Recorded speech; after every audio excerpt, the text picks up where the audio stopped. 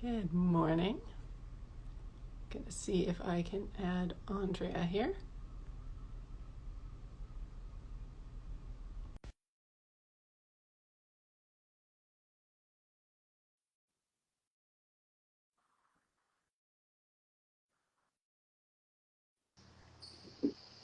Good morning.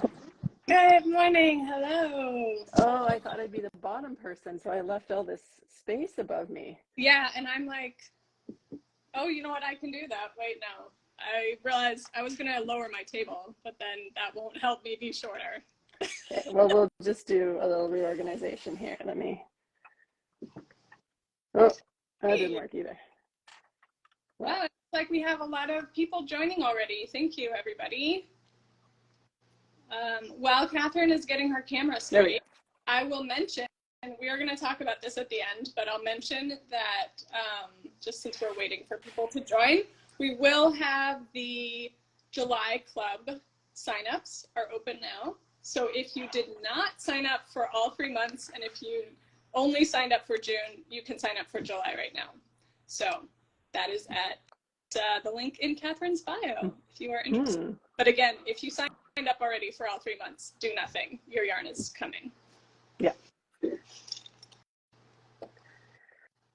All right. Well, I've got my camera set up. We've got lots of people joined already. Should we just get started? Yeah, let's just start. Okay. So we are very excited to reveal. It's always tricky to decide when to share images and the actual project, so it's not spoiled for anybody since this is a surprise. But for our June club, we were inspired by the moon jelly and the ocean, and so we have our project, and we are going to go ahead and reveal that now by me putting it on. So we designed a toque with self-gradient yarn, and I'm going to highlight some of the features about this hat that I'm very excited about. I'm going to turn my head over. Can you see the top now? Yep. Okay. Yeah, perfect modeling. I love it. Excellent. Yeah, so we have the colourwork at the top, and my idea was mostly to wear this with the brim turned up as more of a toque beanie vibe. And one thing that I really was excited about this yarn as we started working with it was the way that the colors contrast between the brim and the sort of different teal, but that's totally a gradient. So if you were to wear it more like the slouch style hat, which I also quite like, you get more of that gradient effect, whereas you get sort of a stripe if you wear it turned up. So that is the main reveal of the hat. But Catherine, do you want to talk about the yarn? I've got yarn here. So we knew moon jellies. Moon jellies are basically translucent, maybe slightly peachy, but basically have no color. But they are an animal that is shaped like a hat. So we knew we wanted a hat. We knew we wanted a moon jelly hat. So I went for the colors. I drew my inspiration more from the environment. So this is sort of supposed to be a very watery gradient from shallow waters all the way down to deep waters, with just a bunch of very oceany colors. And then every once in a while in there's a little bit of yellow or a little bit of peach, just trying to hint at an actual jelly. So this skein, usually our projects have like that little bit of color work you saw that Andrea showed us at the crown there. Usually we've got, a little bit of something somewhere, and we have to decide where that goes in the skein, because we'll have all the yarn in there somewhere.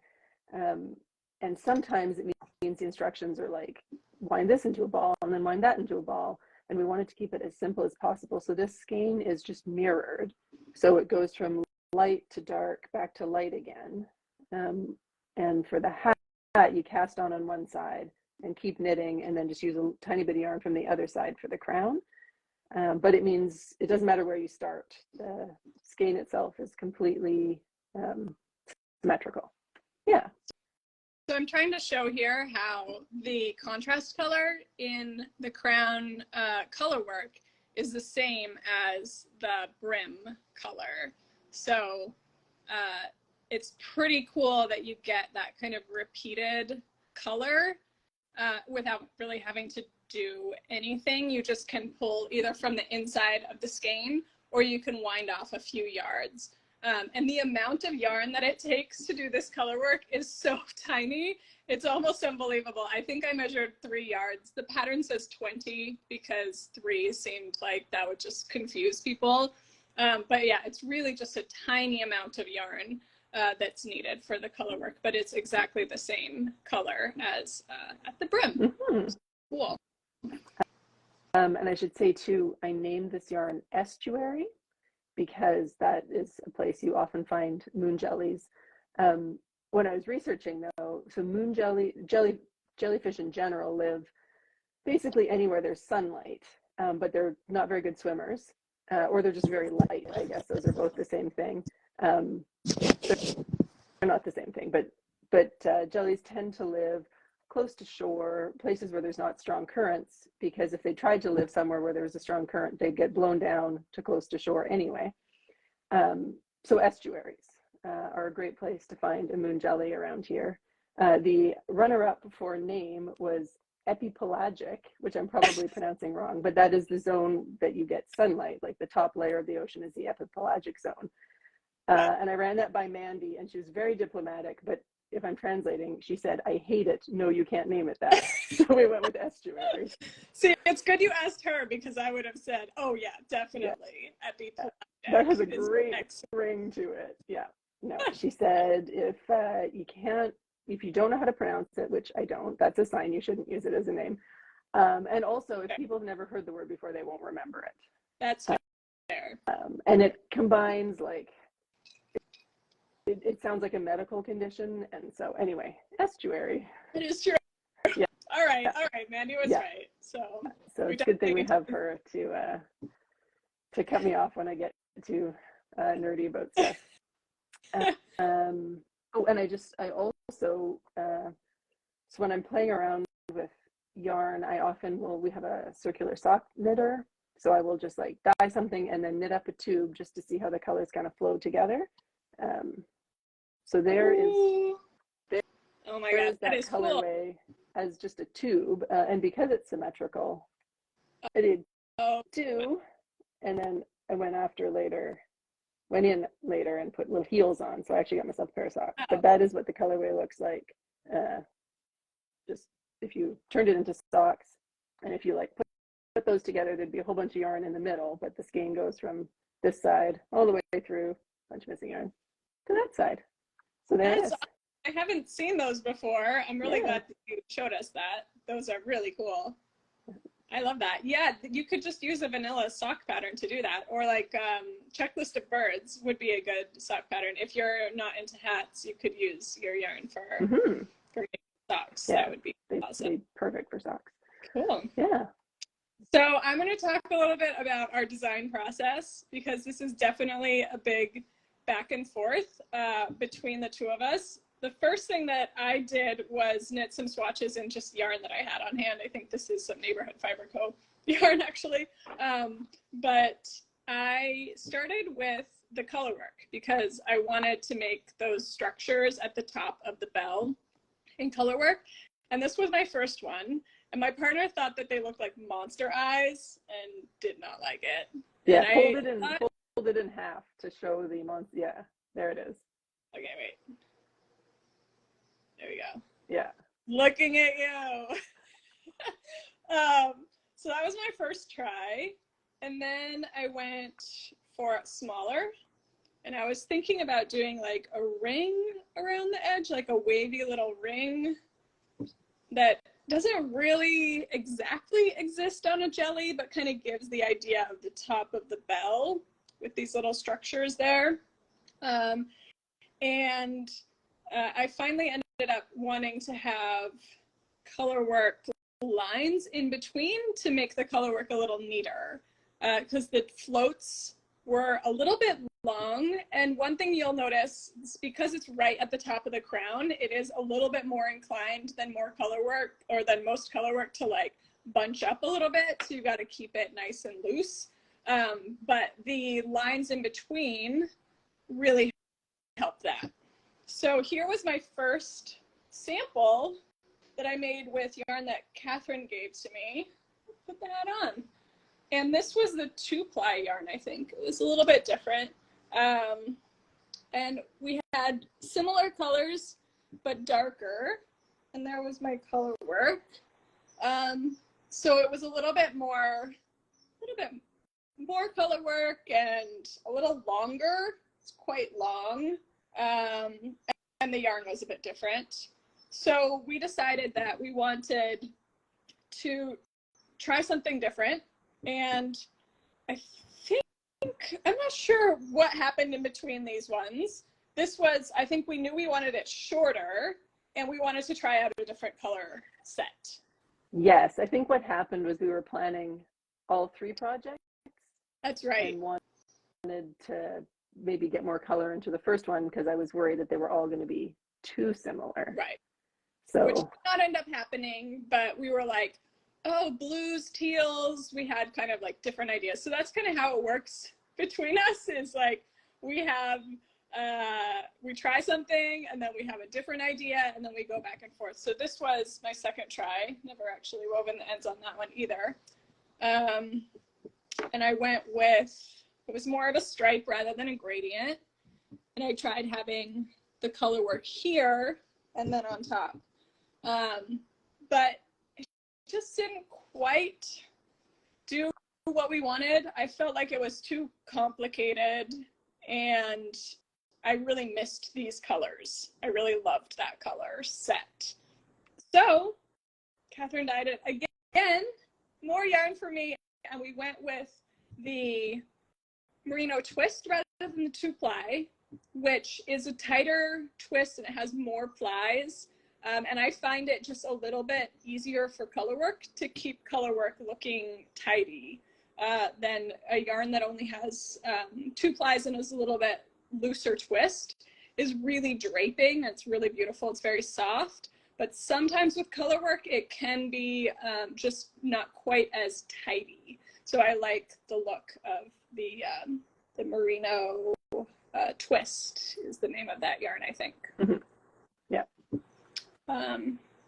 Yeah, and that was our journey from swatches, monster eye swatches, to our finished project, and getting it to a place where we were happy. This was one where we tried a lot before we were satisfied. This whole project, this summer club, was definitely not one of the ones where you just do the first thing and it comes out perfectly. This one was a lot of trial and error, but we hope you like what we came up with. Mm-hmm. So we got through that whole thing without mentioning our favorite new jellyfish fact. Do you want to tell them? So if you've seen moon jellies, especially if you're just like on a dock or on a boat or whatever looking down, they look like a big kind of jelly blob, but you really do see those 4 circles. Mm-hmm. They're like quite distinctive. Andrea, you want to tell them what we learned about jellyfish? Yeah, we thought that was so interesting and beautiful, so we had to make color work out of it, and then we looked up what they are, and yes, folks, they are gonads. So yeah, we decided not to lead with the gonad fact. However, it is quite interesting. It's very interesting. Everyone has to procreate, so that's necessary for life. But yes, it is a bit of a gonad head hat, but very cute.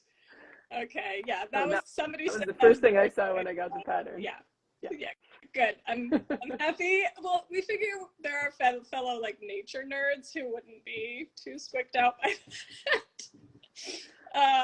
But yeah, I mean, a jelly is the shape of a hat. So we just had to go literal and just put a jellyfish on your head.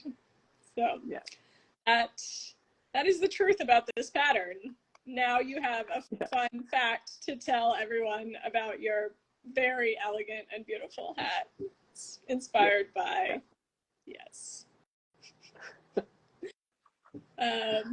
do we want to, if anyone has any questions or any thoughts? I know some people have only just received, some people who are in the club have only just received their yarn, and some people have knit a hat, an X-rated hat pattern. I mean, jelly's kind of weird on the outside. Jelly, so. Yeah, it's spicy. If you're a jelly, you'd be like, what am I looking at? Yeah. But yeah, questions. While we're waiting for questions, I will mention that we have 2 groups that are knitting together and that we would love for people to share. It's really casual. It's just like post pictures of your projects, ask questions, share things like that. So on Facebook and on Ravelry. So either or both, whichever you like, you're welcome to join. And we have links to those in our newsletters. So the best way, and also there were links in your download email that you got from Catherine if you're in the club. And if you're not in the club, you can come and just look and see what projects we're doing. Yeah, if you just search, there's a Gauge Dye Works group on Ravelry, and it's just in there. So you can come find us. Yeah. I will say a few things about the pattern. We'll give people a little bit more time to ask questions if you want to, or comments if you have anything to say about the project. But I will just say a few cool things about the project. It is a pretty good basic hat, but one thing that I really liked about it was I give you the option to do the tubular cast on. And if you have done tubular cast ons before, this one might be a little bit of a different method. And if you haven't, I think you might want to try it, even though it is a little bit of an extra thing. If you just need to cast on and you're like, I don't want to do anything extra, just go ahead, long tail, it's fine.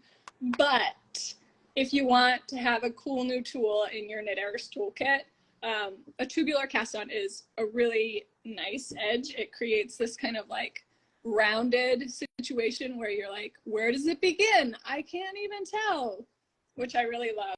And if you start it with a provisional cast on that's like a crochet provisional cast on, which I have a link to in the pattern. Thank you, Science Susie. I love the pattern, and the yarn and colors are amazing. So yeah, there's a link to the crochet provisional cast on, and I will be posting a tutorial about taking that provisional cast on out today after we're done here. And what's cool is that oh no, someone keeps losing me. Is anybody else losing me?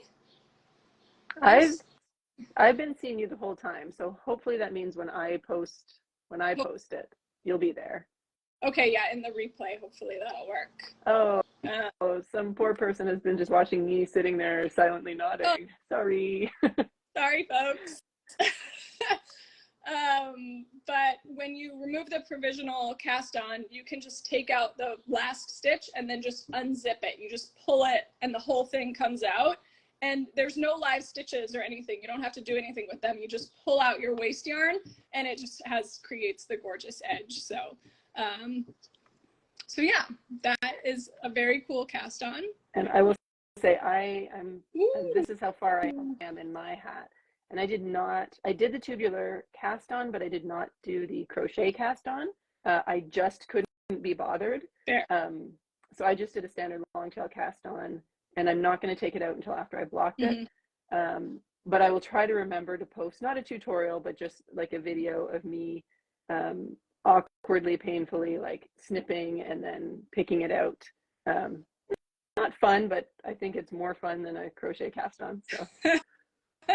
Yeah, that's fair. Lots of people have different opinions about that. So I'm going to check the pattern. Somebody who said they thought that the link isn't going to the right place in the pattern, which wouldn't be great, but is not unheard of. So I'm just going to check that and let you know if I can Crochet provisional cast on. Okay. I'm seeing it going to the right spot. So it should be a video that says crochet provisional cast on. And that's on page 5 that I'm linking to. Maybe there's another link somewhere that is not correct. Yeah, I'll write a little to-do over here. Yeah, we can check on that and see if there's like a different spot in the pattern where that's not correct. But yeah, maybe somebody else can check it too. We can see if that's what it is. And you can also just go to my tutorials section on my website at andrearangel.com and click on tutorials and then find crochet provisional. We'll give you the same. And I'll post a link in the Facebook group and on Ravelry too. Make a note of that. Thank you.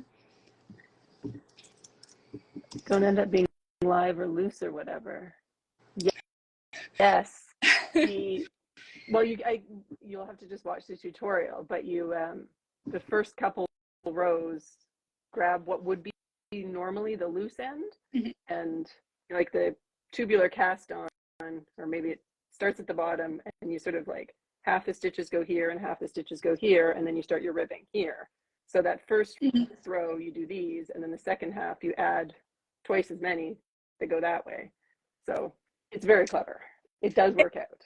Yeah, it is very cool and very surprising and strange. It's like, how did that work? But you start off by casting on half plus 1, and then you add in the rest of the stitches in between every other stitch after you've purled around. So it's one of those things in knitting that I feel is like very cool and clever, and you're like, how did that happen? I love it. So I do encourage you to give it a try. I like to include little, we like to keep our projects in this club really accessible to most people, but have like a little spicy something. So the tubular cast on and the color work are our little spicy bits. And the hat pattern is one that I feel like is great for a vanilla hat pattern, kind of as a bonus. Like if you have those skeins of fingering weight yarn sitting around that you don't know what to do with, but you have people whose heads need hats in the winter, the sizes go from baby to grown up. So you could just use the pattern for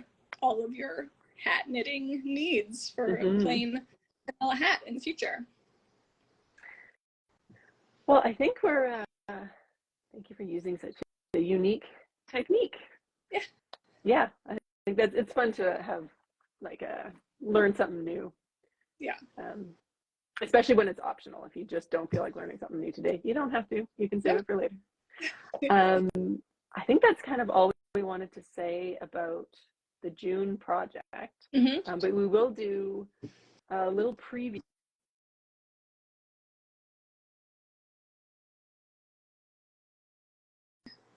Oh wait, you're back. Yeah. I'm too long. My phone was trying to get me off Instagram. I'm back. Yeah,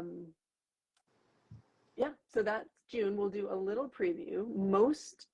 This year you could sign up for the club 2 ways. Most people who signed up for the full 3 months. So we will be shipping you your July yarn in a couple weeks. We'll give you time to work on your hats, but your July yarn will be going out soon. But if you didn't sign up for the whole thing, you only signed up for June, or you haven't signed up for anything, but this seems like it might be right up your alley, we'll do a little preview of July. And July, you can sign up for just July in the Gauge Dyeworks website, which you just link through my profile.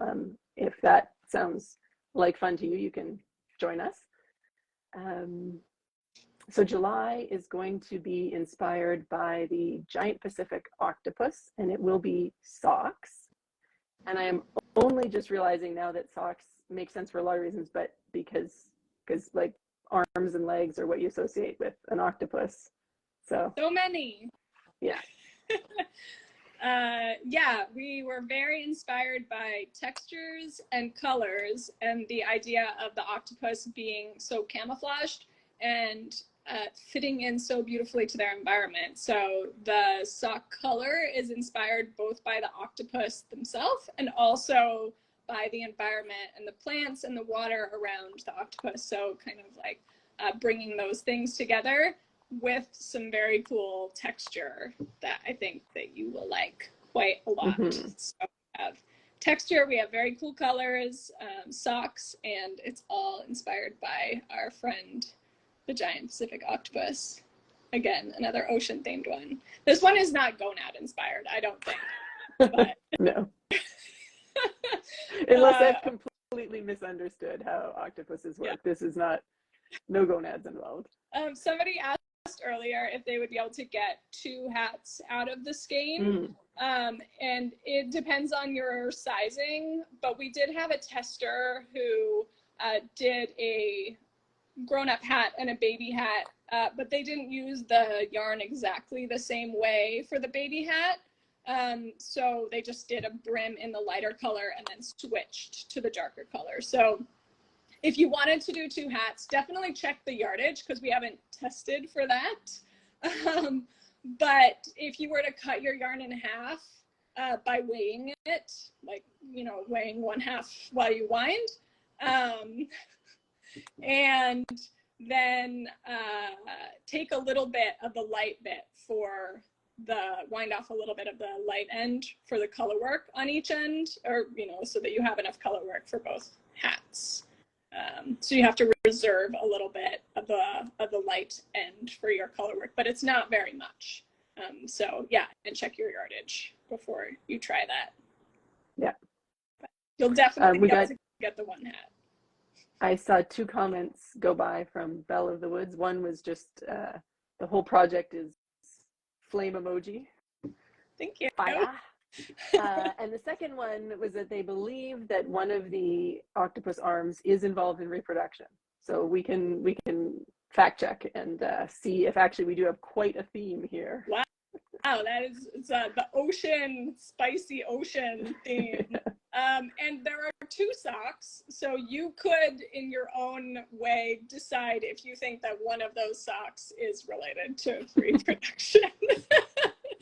Although I don't know necessarily that the socks are literally interpreted as arms. They're a little more abstract than the gonad head. The moon jelly was quite literally, or quite literal. The octopus is a little more abstract. Please. Are there 8 colors to represent the legs? There's probably more than 8 colors, but you'll just have to wait and see. It's not exactly that, but it's not super literal. But yes, surprises. We do like to have some surprises. Yeah. All right. And we'll just remind you that you can sign up for the July Club now if you didn't sign up for the whole thing, or if you only signed up for June. And that's on the Gauge website. And there will be more information on my blog as well about this project and the next one. And please join us if you like knitting with other people, or if you like watching what other people have to say. Lurkers are welcome on our Ravelry or Facebook groups. We would love to have you there as well. Yeah, that sounds great. All right, I will. It's been good chatting with you. Thanks to everyone who joined us. Yeah, thank you everyone for joining. And I'm now going to try and figure out how to turn this off. Good luck. We'll talk to you later. Bye, everyone.